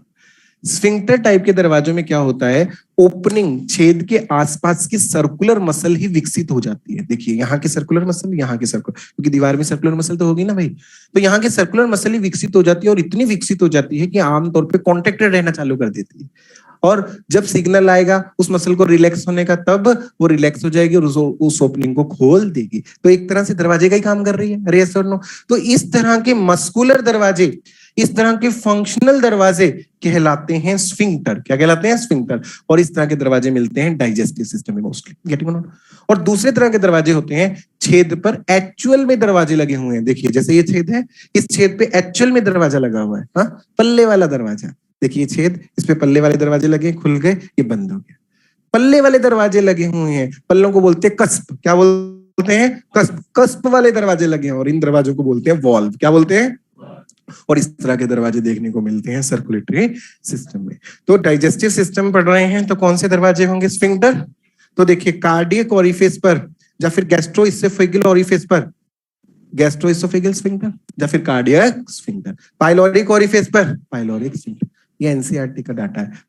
गैस्ट्रोइसोफेगियल ओरिफिस पर गैस्ट्रोइसोफेगियल स्फिंक्टर, और यहाँ पर पाइलोरिक ओरिफिस पाइलोरिक स्फिंक्टर। समझ आया? इनलेट आउटलेट समझ आया? अब मैं स्टमक के चार पार्ट बता रहा हूं। ये छेद के आजू बाजू वाला हिस्सा कार्डिया बताया, पाइलोरिक ओरिफिस के आजू बाजू वाला पाइलोरस। हालांकि पाइलोरस के भी दो पार्ट होते हैं, आगे वाला हिस्सा चौड़ा पाइलोरिक एंट्रम, पीछे वाला हिस्सा parallel pyloric canal. Pyloric antrum, pyloric canal.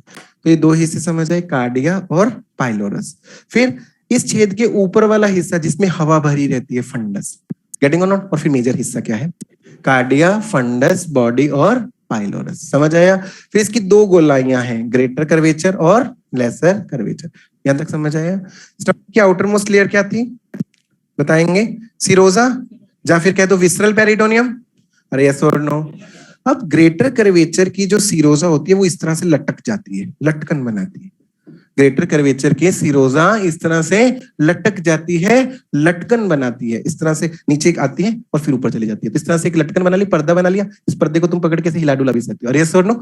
इस लटकन को कहते हैं, जो ग्रेटर कर्वेचर पर ये बनाई है विसरल पेरिटोनियम ने या फिर सिरोजा ने, इस लटकन को कहते हैं ओमेंटम। क्या? ग्रेटर कर्वेचर पर है ग्रेटर ओमेंटम, और लेसर कर्वेचर पर भी एक लटकन है, उसे क्या कहेंगे? Lesser omentum. पता है इसका ओमेंटम नाम क्यों पड़ा? ओमेंट का मतलब होता है फैटी टिश्यू। क्या? Fatty tissue. फैटी टिश्यू और लिम्फोइड टिश्यू होता है यहाँ पर। इस विसरल पेरिटोनियम में बहुत सारा फैटी टिश्यू और लिम्फोइड टिश्यू जमा हो जाता है, इसलिए इसका नाम क्या पड़ गया? ओमेंटम। यहाँ ग्रेटर कर्वेचर पे ग्रेटर ओमेंटम, लेसर कर्वेचर पे लेसर ओमेंटम। कोई नहीं पूछता इसे, मैंने तो शगुन के तौर पे जस्ट ऐसे ही पढ़ाया है। ठीक है, अच्छा। उसके बाद स्टमक के अंदर क्या थे? ये ल्यूगे, और ल्यूगे के बीच बीच में ध्यान से देखो छोटे छोटे छेद दिख रहे हैं। ये छेद किसमें खुल रहे हैं? गैस्ट्रिक ग्लैंड्स में, और इन छेदों को बोलते हैं गैस्ट्रिक पिट। क्या बोलते हैं? गैस्ट्रिक पिट। और गैस्ट्रिक पिट किसमें खुल रहा है? Gastric gland. तो स्टमक के स्ट्रक्चर के साथ उसकी ग्लैंड पढ़नी है तो गैस्ट्रिक ग्लैंड पढ़ रहे हैं। देखिए गैस्ट्रिक ग्लैंड के बारे में मैं एक चीज बता दूं, अगर मैं तुम्हें क्रैश कोर्स करवाने आता, क्या क्रैश कोर्स, तो मैं डाइजेस्टिव सिस्टम यहां से चालू करता हूं। गैस्ट्रिक ग्लैंड से। तुम घर जाके देखना सेकंड एक्सरसाइज में प्रीवियस ईयर के क्वेश्चन में एक क्वेश्चन आता ही आता है गैस्ट्रिक ग्लैंड से, और वो भी तुम्हें बता दूं कहां से आता है, सेकंड और थर्ड सेल से। ये दो सेल है ना, इनमें से एक क्वेश्चन हर साल आता ही आता है। चाहे घर पे जाके सेकंड एक्सरसाइज चेक कर लेना। अगर मुझे डाइजेस्टिव सिस्टम में क्रैश कोर्स कराना होता तो मैं यहीं से स्टार्ट करता हूँ डाइजेस्टिव सिस्टम। अरे यस और नो? तो गैस्ट्रिक ग्लैंड बहुत इंपॉर्टेंट है, सारे क्वेश्चन इसके कवर कराऊंगा, बहुत इंपॉर्टेंट डिजीज से लिंक्ड भी क्वेश्चन है, वो सारा भी कवर कराऊंगा, ध्यान से सुनना। गैस्ट्रिक ग्लैंड का काम क्या है? गैस्ट्रिक जूस बनाना। अरे यस और नो? गैस्ट्रिक जूस बनाना। लेकिन गैस्ट्रिक जूस बनाएंगे कौन? इसके लाइन करने वाले सेल। तो गैस्ट्रिक ग्लैंड में 4 तरह के सेल होते हैं। पहला सेल देखिए, नाम क्या है? बहुत कुछ बता रहा है ये। म्यूकस सिक्रीट करेगा, ये म्यूकस नेक सेल म्यूकस सिक्रीट करेगा। और कहां पर है ये? गैस्ट्रिक ग्लैंड के नेक पर। नाम नहीं सब कुछ बताया, लोकेशन भी और क्या सिक्रेट करेगा। लेकिन सर एक बात बताओ कि गैस्ट्रिक जूस में म्यूकस क्या करेगा? गैस्ट्रिक जूस में म्यूकस क्यों है? प्रोटेक्शन। क्या करेगा? प्रोटेक्शन। लो, म्यूकस ने प्रोटेक्टिव लेयर बना दी, किससे बचने के लिए? HCl से, ताकि HCl स्टमक की दीवार को जला ना दे, एक्सकोरिएशन ना कर दे। एनसीईआरटी के शब्द है, जलाने को एनसीईआरटी ने क्या बोला? Excoriation. To prevent excoriation of stomach wall there is mucus. Mucus क्या बना रहा है? प्रोटेक्टिव लेयर बना रहा है। पहले आंसर जाता था म्यूकस, अब आंसर जाता है म्यूकस एंड बाइकार्बोनेट। गेटिंग और नॉट? ये दोनों बचाते हैं। म्यूकस के अंदर ही बाइकार्बोनेट होता है, ये भी बचाता है HCl से, लेकिन तरीके अलग अलग हैं। म्यूकस बचाता है प्रोटेक्टिव लेयर बना के, और इसके अंदर का बाइकार्बोनेट बचाता है न्यूट्रलाइजेशन करके, लेकिन दोनों बचाते हैं। गेटिंग और नॉट? आंसर जाएगा बोथ। उसके बाद आते हैं, अच्छा मुझे बात बताओ, ये सब सेल ने सिक्रीशन किया और ये सिक्रीशन बन गया गैस्ट्रिक जूस। गैस्ट्रिक जूस से मुझे क्या उम्मीद है? मेन चीज मुझे क्या चाहिए? एंजाइम। तो इनमें से जो सेल मुझे एंजाइम बना के देगा वो सेल मेरे लिए खास होगा कि नहीं होगा? अब समझ आया इसका नाम चीफ सेल क्यों है, खास सेल क्यों है? क्योंकि यही सेल मुझे क्या बना के दे रहा है? एंजाइम। अच्छा, enzymes are proteinaceous in nature. अब पता चला इसका दूसरा नाम पेप्टिक सेल क्यों है? क्योंकि ये एंजाइम्स जो कि प्रोटीन है उन्हें बना के दे रहा है। लेकिन एक बात बताऊं, मैंने तुम्हें शुरू में बता दिया था कि गैस्ट्रिक जूस में मेनली कौन से कैटेगरी के एंजाइम होते हैं? Protein digesting enzyme. ये प्रोटीन डाइजेस्टिंग एंजाइम बना रहा है, लेकिन प्रोटीन डाइजेस्टिंग एंजाइम बनाना खतरे से खाली नहीं है। सर क्यों? क्योंकि प्रोटीन डाइजेस्टिंग एंजाइम किसको डाइजेस्ट करते हैं? प्रोटीन को, खाने वाले प्रोटीन को। क्यों भाई? खाने वाले प्रोटीन को क्यों? जहां से रिलीज हुआ वो सेल भी तो प्रोटीन इन नेचर है भाई। सारी चीजें हमारी सेल वेल किससे बने हैं? प्रोटीन और फैट से। तो प्रोटीन डाइजेस्टिंग एंजाइम खाने वाले प्रोटीन को ही क्यों डाइजेस्ट कर रहा है? भाई जिस सेल से पैदा हुआ है उसी को मार के खा जाए। तो ये दिक्कत रहती है प्रोटीन डाइजेस्टिंग एंजाइम के साथ, वो कभी कभी मदर सेल को ही खा जाता है। ईश्वर को ये बात पता लग गई कि प्रोटीन डाइजेस्टिंग एंजाइम खाना तो दूर की बात है, जिससे रिलीज हुआ उसको ही खा सकता है। तो ईश्वर ने एक विधान बना दिया। ईश्वर ने विधान क्या बनाया कि आज के बाद जब भी प्रोटीन डाइजेस्टिंग एंजाइम रिलीज होगा वो इनएक्टिव फॉर्म में रिलीज होगा, और वो एक्टिवेट ही तब होगा जब खाने के कांटेक्ट में आएगा। ये क्वेश्चन भी आ चुका है। और इनएक्टिव एंजाइम्स को बोलते हैं जाइमोजन। क्या बोलते हैं? तो इस सेल का तीसरा नाम जाइमोजन सेल क्यों पड़ा? समझ आया? क्योंकि ये जाइमोजन रिलीज कर रहा है। तो प्रोटीन डाइजेस्टिंग एंजाइम यहाँ रिलीज हो रहे हैं, पेप्सिनोजन और प्रोरेनिन। डबल एन वाला रेनिन, ये याद रखना। डबल एन वाला रेनिन डाइजेस्टिव सिस्टम का एंजाइम है, सिंगल एन वाला रेनिन पढ़ाऊंगा एक्सक्रीटरी सिस्टम में। और मैं तुम्हें एक स्टेटमेंट देता हूं, रेनिन पे जब भी क्वेश्चन आए, भाड़ में गया क्वेश्चन, भाड़ में गया क्वेश्चन, सबसे पहले रेनिन की स्पेलिंग चेक कर लेना, क्योंकि एग्जामिनर को मोस्टली रेनिन के कंसेप्टिव क्वेश्चन से मतलब नहीं होता। वो देखना चाहता है कौन बच्चा झंडू है जिसे स्पेलिंग भी पढ़ने नहीं आते। लिटरली तुम मॉड्यूल में देख लेना, क्वेश्चन है, बच्चे बोलते हैं सर इसमें 2 स्टेटमेंट सही है ना सर, ये तो कह रहा है एक ही सही है, क्योंकि दूसरी स्टेटमेंट जिसे तुम सही कह रहे हो तुमने उसके स्पेलिंग नहीं पढ़े रेनिन की। मैं दोबारा कह रहा हूँ, रेनिन की स्पेलिंग हमेशा चेक करना। गेटिंग और नॉट? और ये दोनों इनएक्टिव फॉर्म में रिलीज हो रहे हैं। एक्टिव कीजिए आप इससे, पेप्सिनोजन का एक्टिव फॉर्म क्या होगा? पेप्सिन होगा, जन काट दो, और प्रोरेनिन का प्रो काट दो तो डबल एन वाला रेनिन, ये एक्टिव फॉर्म हो गया। गेटिंग और नॉट? समझ आया? तो ये हो गया सेकंड सेल। थर्ड सेल का नाम क्या है? ऑक्जेंटिक और पेराइटल सेल। ये क्या रिलीज कर रहा है? HCl और CIL। दोनों इंपॉर्टेंट है, इससे क्वेश्चन बार बार आता है। HCl के 5 काम बताइए, जल्दी बताइए 5 काम। पहला काम एंजाइम एक्टिवेशन। इन दोनों को एक्टिवेट ही किसने किया? HCl। दूसरा काम, इन दोनों को एसिडिक मीडियम देना काम करने के लिए। ये दोनों को काम करने के लिए मीडियम कैसा चाहिए? एसिडिक।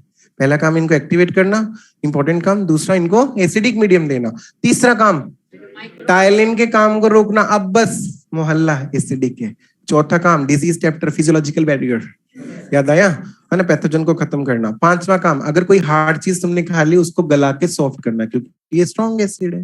गेटिंग और नॉट? इतना आसान नहीं है क्वेश्चन करना।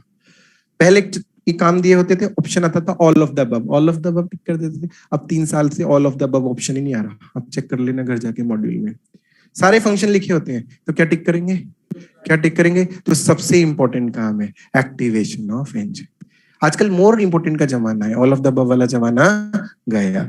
उसके बाद सीआईएफ पे आते हैं। सीआईएफ बहुत इंपॉर्टेंट है, इसे डिजीज से लिंक करके पढ़ाऊंगा। पहले इसे पढ़ लेते हैं, एंटेरो एंडोक्राइन सेल। एंटेरो मतलब एलिमेंट्री कैनाल, एंडोक्राइन मतलब हार्मोन सिक्रीटिंग सेल। तो ये बहुत तरह के होते हैं, जी सेल, एस सेल, फलाना सेल, ढिमकना सेल, गैस्ट्रिन, सोमेटोस्टेटिन, फलाना फलाना हार्मोन सिक्रेट करते हैं, कोई नहीं पूछता। जो इसमें से गैस्ट्रिन हार्मोन इंपॉर्टेंट है, बाद में पढ़ा दूंगा।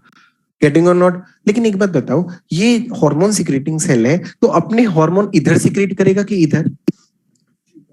इधर करेगा, इधर नहीं करेगा। हार्मोन ट्रेवल थ्रू ब्लड, तो ये ब्लड के थ्रू जाएगा। अरे यस, समझ आया? तो मतलब गैस्ट्रिक जूस में इसका सिक्रीशन नहीं है, गैस्ट्रिक जूस में इन तीनों का सिक्रीशन है। अब सीआईएफ के बारे में सुनो, बहुत इंपॉर्टेंट बात, इतना सा मिटा रहा हूं ना, थोड़ा सा है, थोड़ा सा और, थोड़ा सा इधर, ठीक है? चलिए कोई बात नहीं, कोई बात नहीं, गलती से हाथ चला गया ऐसे। सीआईएफ के बारे में सुनिए ध्यान से। कैस्टल इंट्रिंसिक फैक्टर डिजीज से लिंक करके पढ़ाऊंगा, और ब्लड चैप्टर से लिंक करके पढ़ाऊंगा, सर्कुलेटरी सिस्टम से लिंक।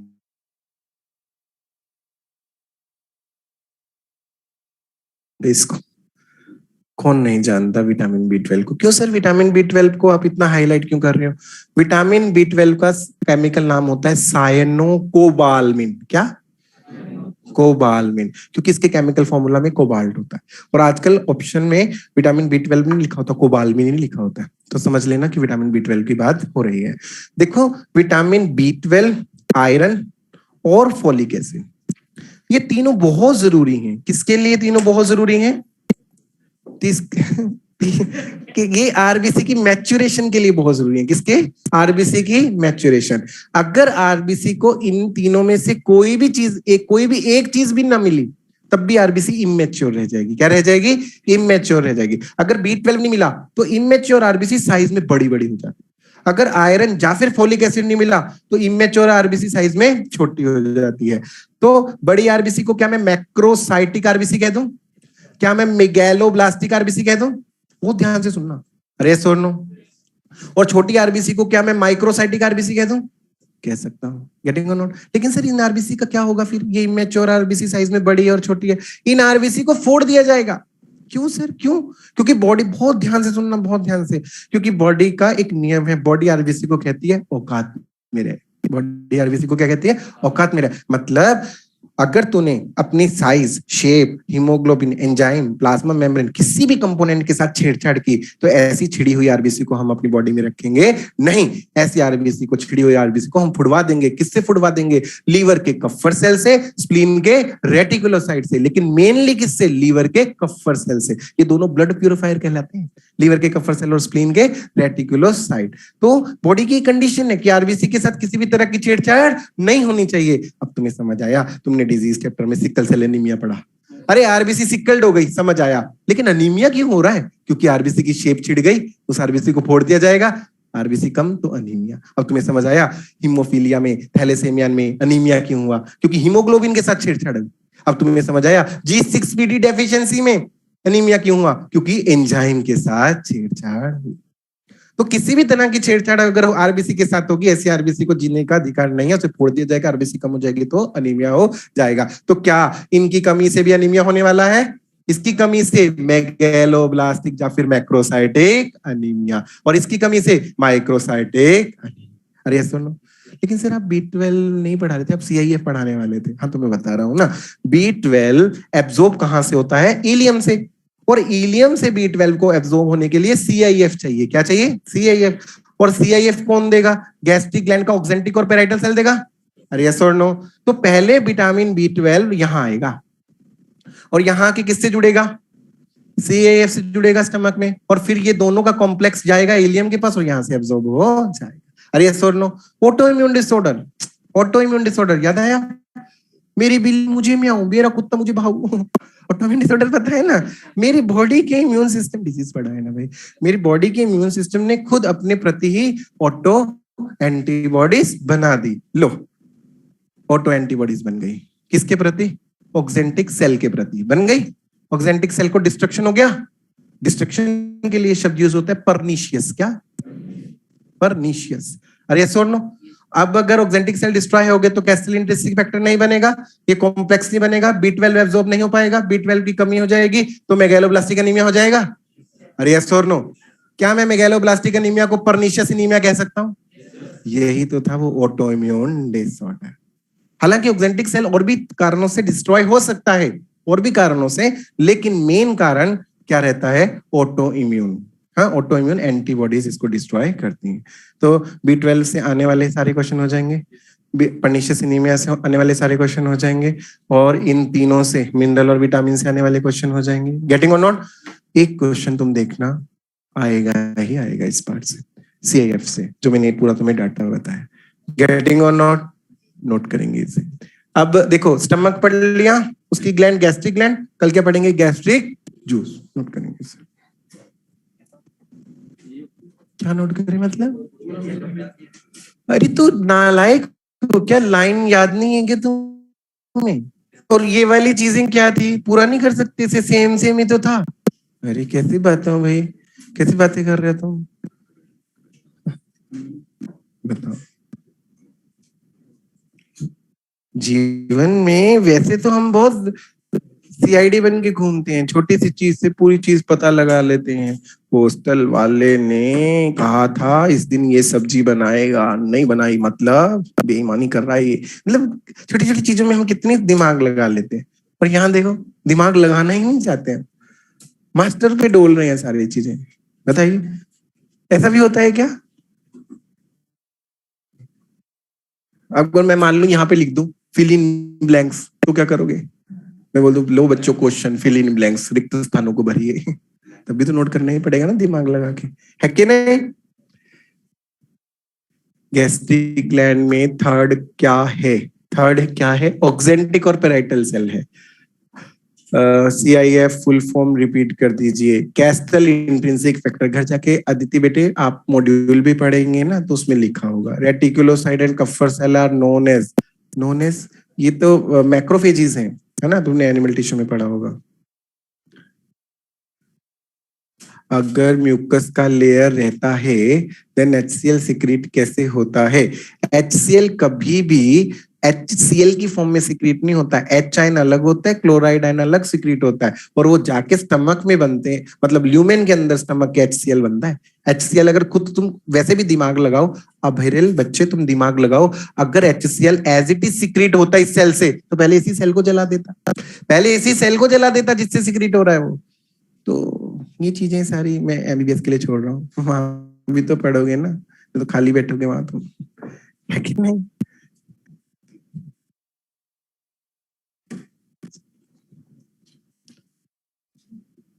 मैं कह रहा हूँ ना, बहुत से चटकारे वाली चीजें हैं जो आप मेरे से पूछ सकते हैं इन टॉपिक्स में, लेकिन मुझे नहीं बतानी है। मैं बाद में जब मेगा डिस्कशन कराऊंगा लास्ट में, है ना, क्वेश्चंस की पूरी फिजियोलॉजी के बाद, है ना, तब मैं तुम्हें जो है चटकारे वाली चीजें बताऊंगा। लेकिन अभी वो समझते जाएं जो मैं तुम्हें पढ़ा रहा हूँ बस, केवल।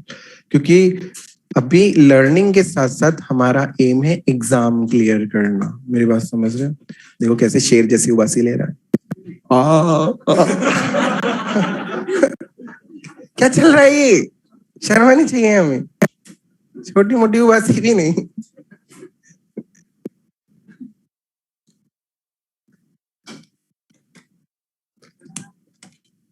सही बात है, बड़ा करते हैं आप।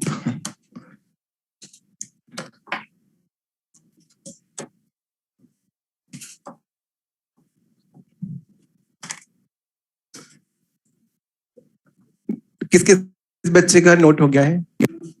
किसी का भी नहीं हुआ? ऐसा मैंने लिखा ही क्या है?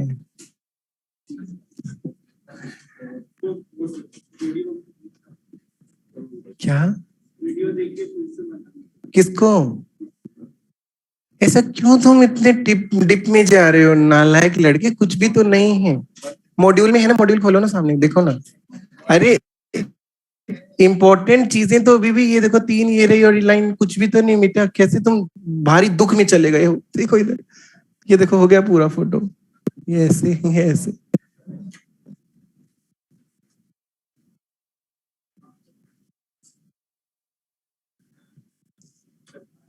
बताइए, तो आप इतने दुख में क्यों गए हैं भाई?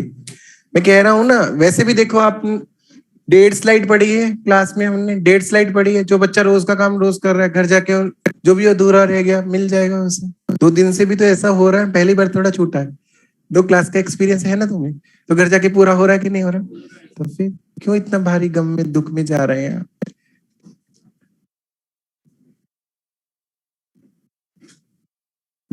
और तुम देखो, तुम्हारा चेहरा छोटा सा, बाल देखो तुम, नाई वाई है तुम्हारे आसपास घर के? तो संडे संडे एग्जाम था? अच्छा, इसलिए नहीं मिल रहा था। उससे पहले सैटरडे छुट्टी थी, उसमें तुम पढ़ रहे होगे। ओहो, तो एक हफ्ते में इतने बड़े बाल हो गए, उससे पहले वाले संडे में छोटे थे। चुप रहेंगे आप। बस यही तो, प्राइमरी ग्रोथ नहीं हो रही तुम्हारी, बालों की प्राइमरी ग्रोथ हो रही है, नालायक लड़के।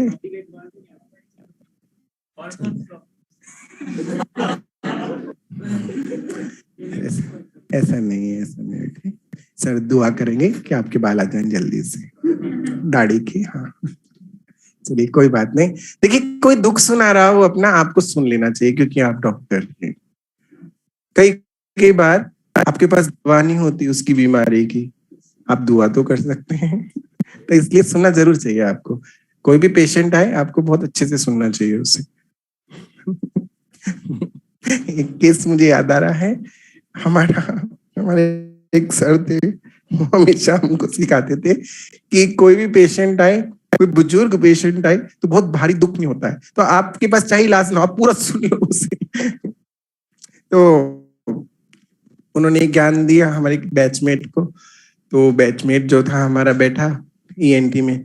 अब एक बाबूजी आ गए, नीचे से पर्ची वर्ची नहीं कटाई, उनको नहीं पता था कि भाई ये हड्डी विभाग नहीं है। तो आगे बैठ गए ईएनटी की चेयर पे। तो अब वो सर थे जो वो सामने काम कर रहे थे, जो हमें ज्ञान देते थे कि पेशेंट की बात सुन लिया करो, सुन लिया करो, है ना, चाहे कुछ भी हो। वो आके बैठा, वो सुनाने लग गया। अरे घुटना कैसा जाम हो रहा है, क्या बताऊं, पहले तो ऐसा भागता, तुम ऐसा भागता, तब मैं गया। अब बुढ़े भाऊजी, है ना, अब तू ऐसा जाम हो रहा है, देखो सर आप सुनो, देखो आवाज हिला रहा हूँ, आवाज आ रही ना, टिक टिक टिक आवाज है, ऐसे ऐसे कर बोल रहे, बहुत दर्द हो रहा है, ये हो रहा है, हो रहा है। अब वो जो था मेरा बैचमेट, वो सर को दिखाने के लिए, देखो मैं सुन रहा हूँ पूरा इसके ना, सुन रहा। उसके बाद क्या हुआ, भाजी बोलते हैं लो दवाई लिखो। तो मतलब 7-8 मिनट हो गए थे, तो मेरे बैचमेट ने बोला दवाई यहाँ नहीं मिलेगी, ये हड्डी विभाग थोड़ा है, बाबूजी आप ईएनटी में जाइए। तो उठा,